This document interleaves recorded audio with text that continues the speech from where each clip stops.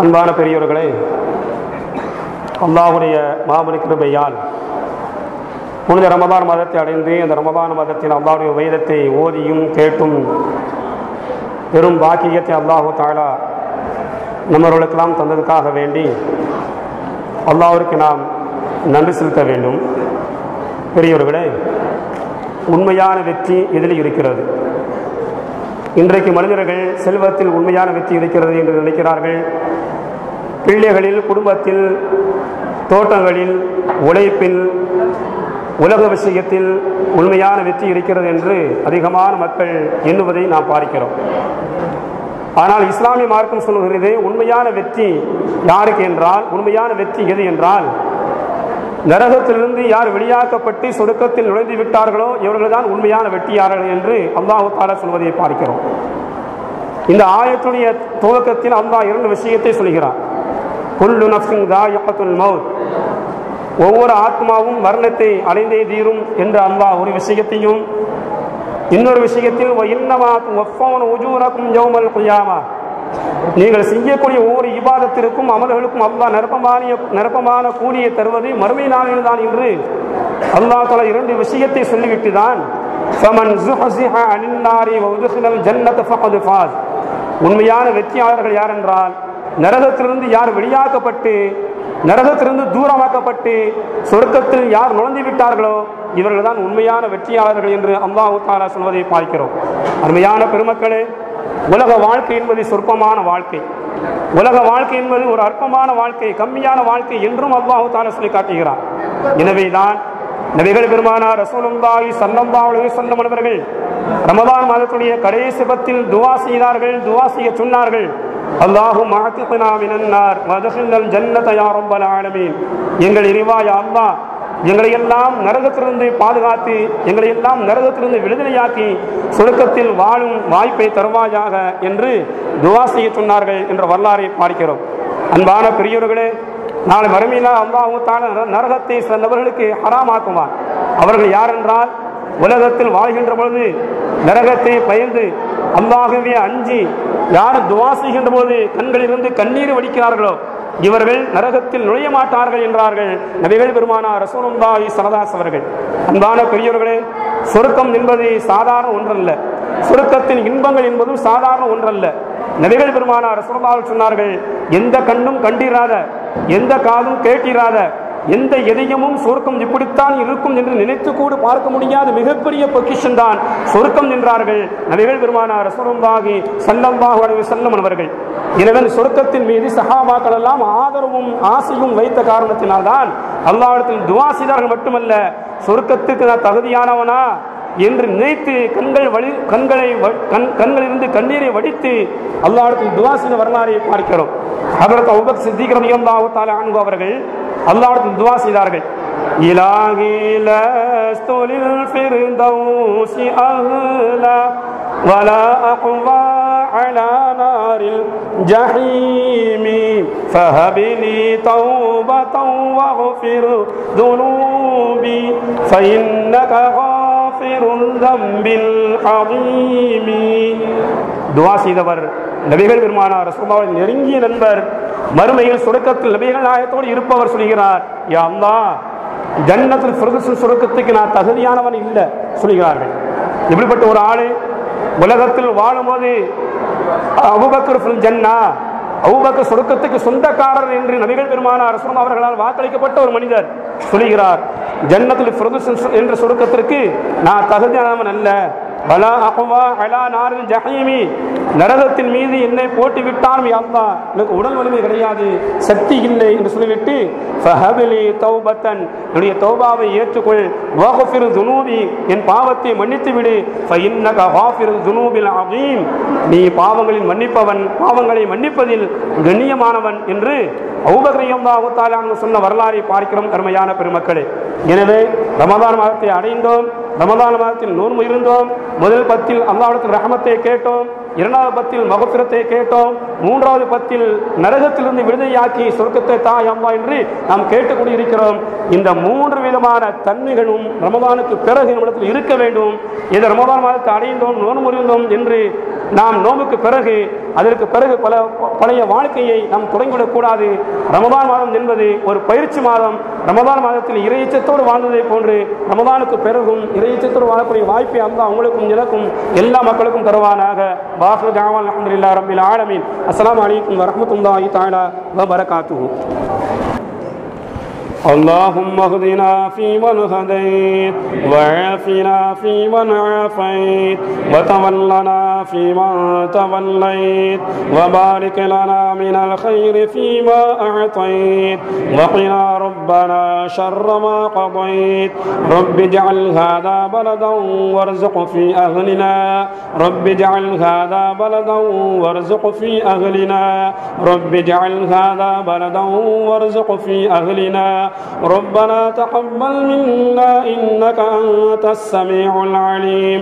ربنا واجعلنا مسلمين لك ومن ذريتنا أمة مسلمة لك، وأرنا مناسكنا وتب علينا إنك أنت التواب الرحيم. ربنا أفرغ علينا صبرا وثبت أقدامنا وانصرنا على القوم الكافرين. ربنا إننا آمنا فاغفر لنا ذنوبنا وقنا عذاب النار. الصابرين والصادقين والقانتين والمنفقين والمستغفرين بالأسحار. ربنا لا تزيغ قلوبنا بعد إذ هديتنا وهب لنا من لدنك رحمة إنك أنت الوهاب. ربنا إنك جامع الناس ليوم لا ريب فيه إن الله لا يخلف الميعاد. ربنا لا تؤاخذنا إن نسينا أو أخطأنا. ربنا ولا تحمل علينا يسرا كما حملته على الذين من قبلنا. ربنا ولا تحملنا ما لا طاقة لنا به. واعف عنا واغفر لنا وارحمنا، واعف عنا واغفر لنا وارحمنا، واعف عنا واغفر لنا وارحمنا. أنت مولانا فانصرنا على القوم الكافرين. ربنا إننا سمعنا مناديا ينادي للإيمان أن آمنوا بربكم فآمنا. ربنا فاغفر لنا ذنوبنا وكفر عنا سيئاتنا وتوفنا مع الأبرار. ربنا وآتنا ما وعدتنا على رسلك ولا تخزنا يوم القيامة إنك لا تخلف الميعاد.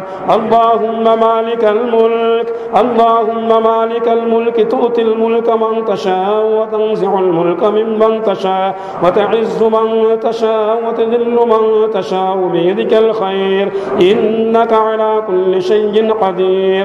ربنا كل شيء على الله توكلنا. ربنا افتح بيننا وبين قومنا بالحق وأنت خير الفاتحين. ربنا عليك توكلنا وإليك أنبنا وإليك المصير. ربنا لا تجعلنا فتنة للذين كفروا واغفر لنا ربنا إنك أنت العزيز الحكيم. ربنا لا تجعلنا فتنة للقوم الظالمين ونجنا برحمتك من القوم الكافرين. ربنا أخرجنا من هذه القرية الظالم أهلها واجعل لنا من لدنك وليا واجعل لنا من لدنك نصيرا. اللهم ربنا اغفر لنا ولإخواننا الذين سبقونا بالإيمان ولا تجعل في قلوبنا غلا للذين آمنوا ربنا إنك رؤوف رحيم. اللهم ربنا أتم لنا نورنا واغفر لنا إنك على كل شيء قدير. اللهم ربنا أنزل علينا من السماء تكون لنا عيدا لأولنا وآخرنا وآية وارزقنا برحمتك يا أرحم الراحمين. صدق الله العلي العظيم وصدق رسوله النبي الكريم ونحن على ذلك من الشاهدين. اللهم ارزقنا بكل حرف من القرآن حلاوة وبكل جزء من القرآن جزاء. اللهم ارزقنا بالألف ألفة وبالباء بركة وبالتاء ثوابا وبالثاء ثوابا وبالجيم جمالا وبالحاء حكمة وبالخير خيرا وبالدال دليلا وبالداء ذكاء وبالراء رحمة وبالزاء زكاة وبالسين سعادة وبالشين شفاء وبالصاد صدقا وبالضاء ظفرة وبالعين علما وبالغين غنى وفي الفاء بلاحا وفي القاف كرامة وباللام لطفا وبالميم موعظة وبالنور نورا وبالواو وصلة وبالياء يقينا. اللهم انفعنا بالقرآن العظيم ورفعنا بالآيات والذكر الحكيم. اللهم نور قلوبنا بالقرآن وزين أخلاقنا بالقرآن ونجنا من النار بالقرآن وادخلنا في الجنة بالقرآن.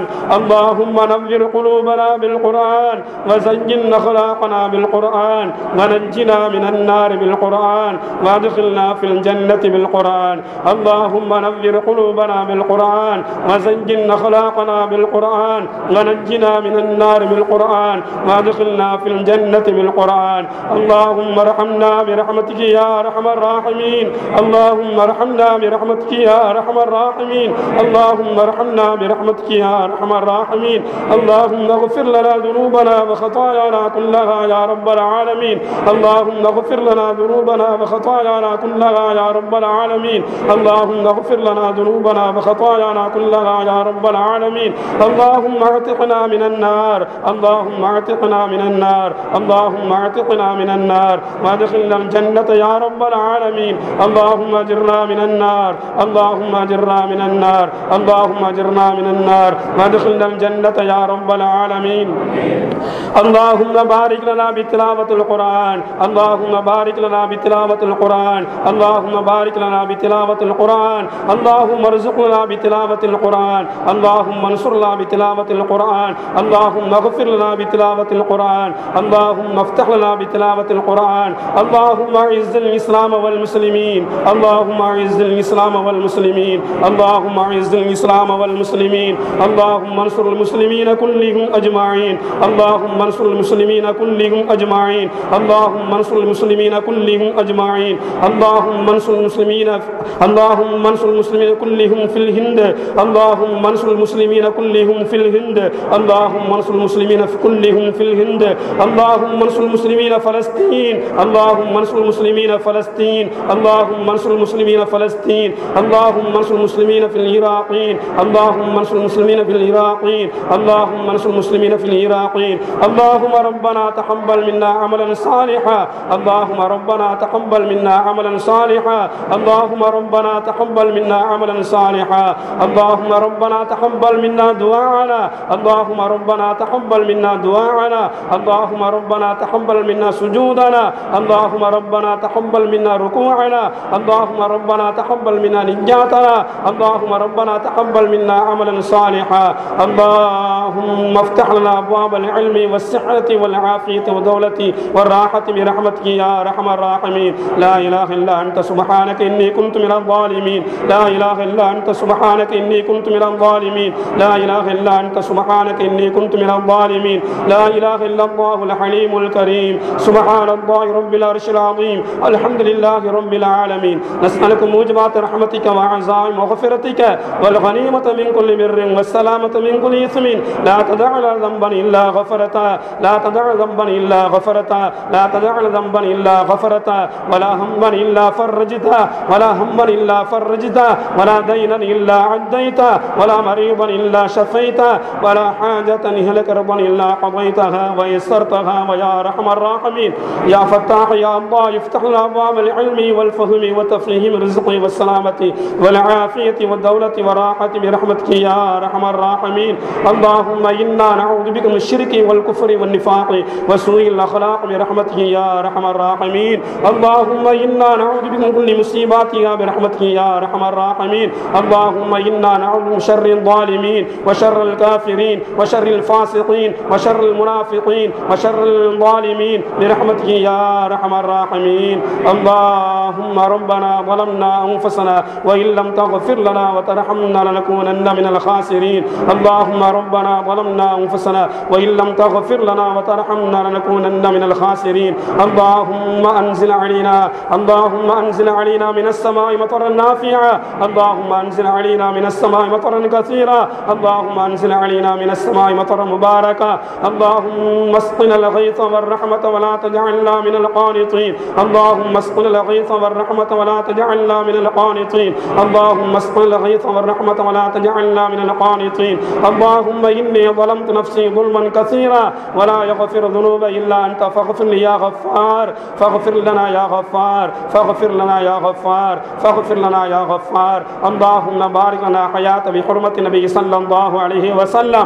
اللهم بارك لنا حياتنا بحرمة النبي صلى الله عليه وسلم. اللهم انصر لنا حياتنا بحرمة أصحاب رسول الله صلى الله عليه وسلم. اللهم بارك لنا بحرمة أصحاب رسول الله صلى الله عليه وسلم. اللهم ربنا آتنا في الدنيا حسنة وفي الآخرة حسنة وقنا عذاب النار. اللهم إنا نستعينك ونستغفرك ونؤمن بك ونتوكل عليك ونثني عليك الخير ونشكرك ولا نكفرك ونخلع ونترك من إياك نعبد ولك نصلي ونسجد وإليك نسعى ونحفظ ونرجو رحمتك ونخشى عذابك إن عذابك جد بالكفار ملحق.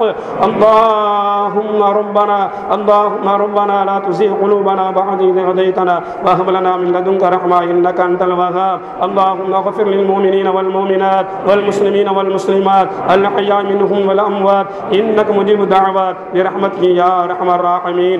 اللهم إنا نعوذ بك من عذاب القبر ومن عذاب النار ومن عذاب الفتنة المحيا والممات ومن عذاب فتنة المسيح الدجال. اللهم إنا نعوذ بك من الهم والحزن ونعوذ بك من العجز والكسل ونعوذ بك من الجبن والبخل ونعوذ بك من غلبة الدين وقهر الرجال. اللهم طول حياتنا وحياة أولادنا وحياة أمهاتنا وحياة آبائنا وحياة أزواجنا برحمتك يا أرحم الراحمين. اللهم إنا نعوذ بك من علم لا ينفع وقلب لا يخشع وعمل لا يرفع ودعاء لا يسمع برحمتك يا أرحم الراحمين. اللهم ربنا ظلمنا أنفسنا وإن لم تغفر لنا وترحمنا لنكونن من الخاسرين. اللهم إنا نسألك من الخير ما سألك منه نبيك سيدنا محمد صلى الله عليه وسلم ونعوذ بك من شر ما استعاذك منه نبيك سيدنا محمد صلى الله عليه وسلم. اللهم أوصل ثواب ما قرأناه من كلامك العزيز هذه هدية واصلة ورحمة نازلة وبركة شاملة وتحفة كاملة منك إلى روح سيدنا نبينا مولانا محمد صلى الله عليه وسلم خاصة. اللهم اجعل قبرهم روضة من رياض الجنان ولا تجعل قبرهم حفرة من حفر النيران. اللهم اجعل قبرهم نورا ولا تجعل قبرهم نارا برحمتك يا أرحم الراحمين. وصلى الله تعالى وسلم على خير خلقه سيدنا محمد النبي الأمي وعلى آله وأصحابه وسلم.